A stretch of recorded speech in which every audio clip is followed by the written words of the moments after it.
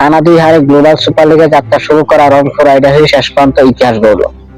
টানা 3 জয়ে টুর্নামেন্টের প্রথম শিরোপা জিতে নিল বাংলাদেশ প্রিমিয়ার লিগের এই ফ্র্যাঞ্চাইজি।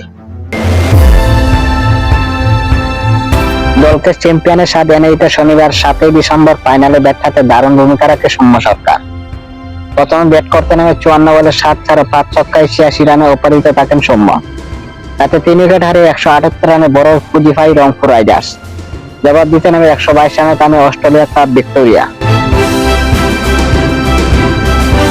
ফাইনালে নায়কোচিত ইনিংসে দলকে চ্যাম্পিয়নের স্বাদ এনে দিয়ে ম্যাচ সেরার পুরস্কার জেতেন সৌম্য সরকার।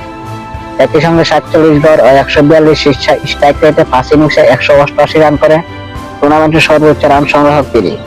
তাতে তিনি জিতে নিয়েছে টুর্নামেন্টের সেরা পুরস্কারও। 5 ম্যাচের মধ্যে 1 ম্যাচে বল করার সুযোগ পেয়েছেন সৌম্য, তবে 1 ওভার বল করে 10 রান দিয়ে কোনো উইকেটে দেখা পাননি তিনি।